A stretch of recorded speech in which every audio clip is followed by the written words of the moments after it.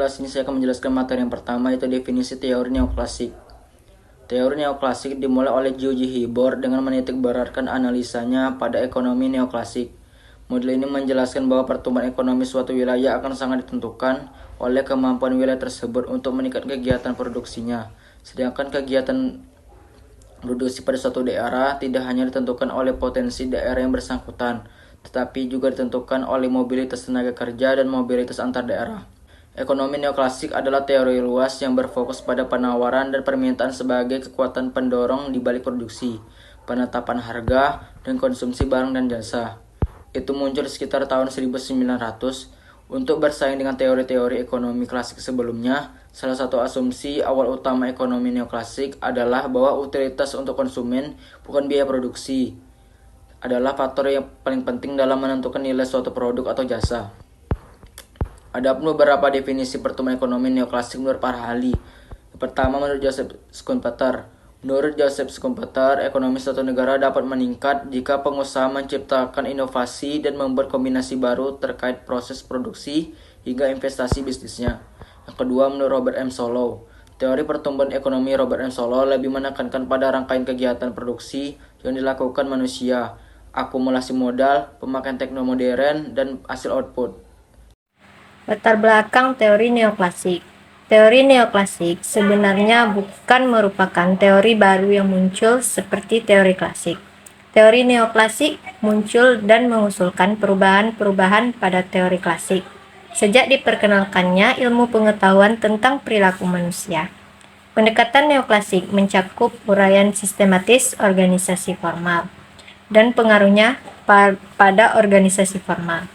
Perkembangan teori neoklasik dimulai dengan inspirasi percobaan-percobaan yang dilakukan di Hawthorne, serta tulisan Hugo Nosterberg. Pendekatan neoklasik ditemukan juga di dalam buku-buku tentang hubungan manusiawi, seperti Arner dan More. Sejarah perkembangan teori neoklasik. Ekonomi klasik yang dikembangkan pada abad 18 dan 19 termasuk teori nilai dan distribusi teori. Nilai produk dianggap tergantung pada biaya yang terlibat dalam memproduksi produk tersebut. Penjelasan tentang biaya ekonomi klasik adalah sekaligus penjelasan tentang distribusi. Seorang tuan tanah menerima sewa, pekerjaan menerima upah, dan seorang petani menyewa kapitalis menerima keuntungan atas investasi mereka. Pendekatan klasik termasuk karya Adam Smith dan David Ricardo. Selanjutnya yaitu administrasi publik pada masa neoklasik.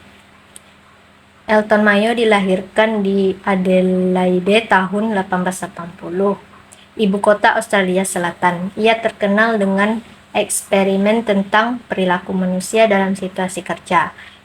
Eksperimen ini disimpulkan bahwa perhatian khusus dapat menyebabkan seseorang meningkatkan usahanya.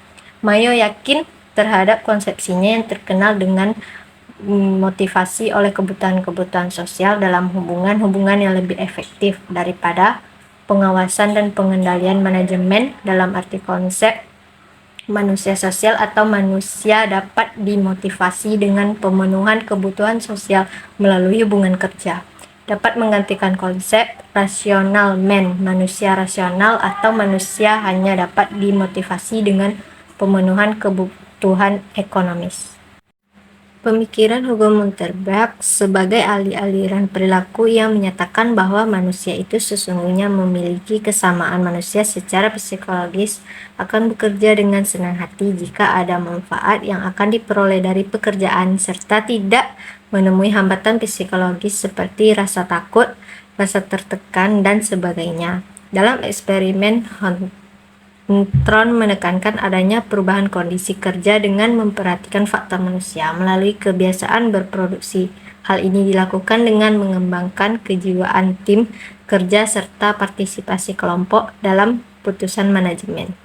Perilaku administrasi publik atau public administrative behavior. Teori perilaku administrasi merupakan isi karya Herbert Alexander Simon. Buku tersebut adalah disertai doktoral Herbert Simon yang ditulisnya pada tahun 1947.